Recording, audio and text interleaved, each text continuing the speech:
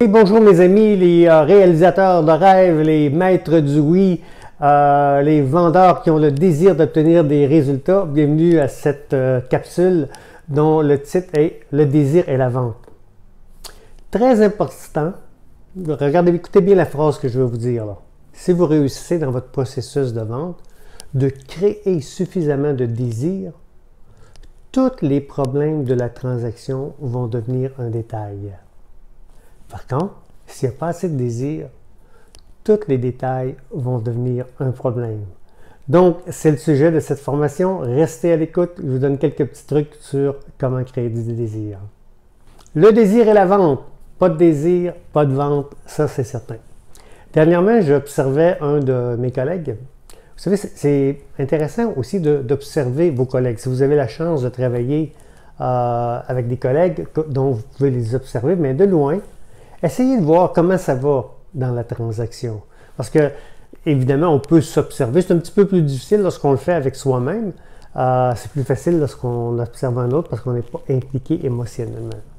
Donc, dernièrement, je regardais une présentation de vente, un peu de loin, et mon collègue était dans la closing. Il avait fait venir le directeur pour l'aider. J'espère que vous travaillez, si vous avez la chance de travailler avec quelqu'un qui amène une autre autorité, et évidemment, c'est agréable. Et là, il y avait le vendeur, le directeur, il y a même le développeur, parce qu'on a fait appel à l'aide. C'est intéressant aussi, si vous avez les propriétaires, les développeurs sur les lieux, parfois c'est intéressant de les faire rentrer parce qu'ils ils amènent de la crédibilité dans votre présentation. Donc, cette fois-là, j'étais à l'extérieur, j'observais les clients, le vendeur, le directeur, le propriétaire. Et j'avais envie d'aller les voir et de leur dire, regarde, arrêtez tout ça. Il n'y a pas de désir ici, il n'y a pas de vente. Là. Comment qu'on fera rentrer un directeur, un développeur? Comment qu'on baissera le prix? Comment qu'on mettra une promotion? Ça ne change absolument rien. Et j'entendais le client qui, non seulement il soulevait des objections, c'était plus, il n'était pas vendu, comme on peut dire. Hein? Donc, quand même, vous faites rentrer toute votre équipe. S'il n'y a pas de désir, et là, je vous répète encore cette petite phrase magique, là. C'est facile, observez-les dans vos présentations. Lorsque le désir est élevé, tous les problèmes de la transaction vont devenir un détail. Lorsque vous voulez quelque chose, vous le voulez le plus vite possible et vous rêvez que tous les problèmes vont disparaître par eux-mêmes. Lorsque pas de désir, c'est complètement le contraire. Tous les problèmes, non seulement vont générer de la peur, mais ils vont devenir l'outil par lequel votre client va utiliser pour pouvoir, évidemment, quitter les lieux et passer à d'autres choses. Donc, je vous invite à visiter vos présentations de vente. Regardez si le désir est suffisamment élevé. Ou, ce que vous pouvez faire, encore mieux, regardez vos conclusions.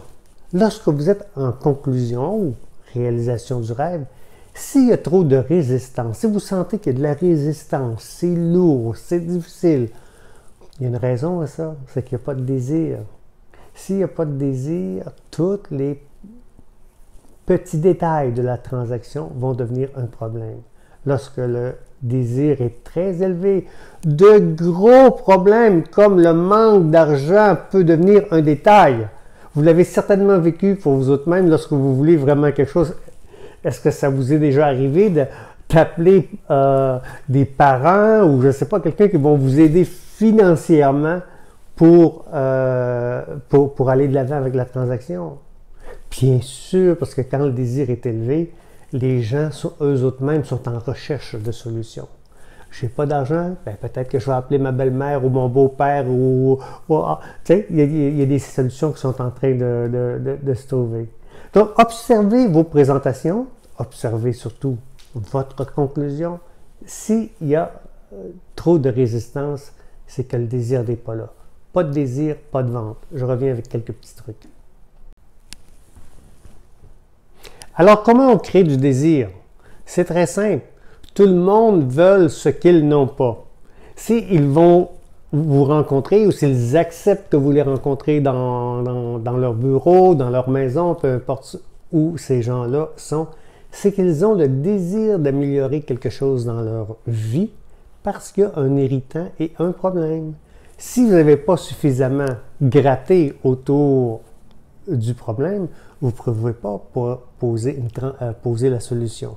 Maintenant, identifier le problème, ce n'est pas suffisant. On dit que la vente, c'est un art. Donc, si c'est un art, ça veut dire que vous êtes un artiste. Si vous êtes un artiste, voyez-vous comme si vous avez des pinceaux avec différentes couleurs et que vous devez être en mesure d'aller peindre dans leur cerveau. Vos pinceaux ici, ce sont vos mots. Étudiez vos présentations. Encore une fois, je vous demande plusieurs fois d'étudier votre présentation. C'est important de le faire, d'aller voir. Est-ce que vous avez des mots qui ont une charge négative ou si vous avez des mots qui ont une charge positive? Il y a des mots qu'en les prononçant, on a tous eu une mauvaise expérience, comme le mot contrat. Vous savez certainement si vous utilisez le mot contrat, mais une charge négative qui est reliée à ce mot-là. Dans ce mot-là, il y a certainement un parent, un éducateur à quelque part qui vous a dit ben, faites attention, puis on ne signe jamais rien la première journée, puis lisez tous les détails, puis faites attention. On est vraiment dans un monde comme ça de faire attention. Donc, au lieu de la crainte, vous devez les amener dans le rêve. C'est pour ça aussi dans les vidéos précédentes, vous avez ma formation, c'est comme un bloc qui se rajoute sur les autres pour finalement en faire une œuvre. Donc, c'est important que vous regardiez toutes les vidéos précédentes, de les appliquer et de savoir est-ce que j'ai identifié le rêve de mes clients. Le rêve, il vient d'où? Il vient d'un problème qu'ils aimeraient solutionner. Et posez-leur les questions. Si on fait ça aujourd'hui, est-ce que ça règle le problème? Est-ce qu'on arrive dans un monde plus idéal pour vous? Est-ce qu'on a plus de plaisir? Est-ce qu'on a plus de joie? Est-ce qu'on est heureux d'inviter nos amis parce qu'on veut leur montrer soit la maison, l'auto, si vous êtes dans un milieu professionnel, est-ce que cette solution-là va rapporter plus de l'argent ou de la gloire ou améliore la situation? Avant d'aller dans le closing, si vous n'avez pas suffisamment de désir, ça ne donne rien d'aller dans le closing. Ça ne donne absolument rien. Ça devrait être eux qui vous demandent, bon, c'est quoi l'étape? Ah, ça c'est un bon point. Si vous entendez parfois vos clients qui vous disent, c'est quoi la prochaine étape? Comment on procède pour aller de l'avant? Bien, ça veut dire que vous êtes sur la bonne voie. Là, vous avez été capable de créer suffisamment de désir, parce que les gens, eux autres même, c'est quoi la prochaine étape? Qu'est-ce que je peux faire pour pouvoir acquérir votre produit? Où je trouve l'argent? Comment on fait pour se financer? Donc, observez bien vos présentations. Comme je vous disais, observez vos collègues.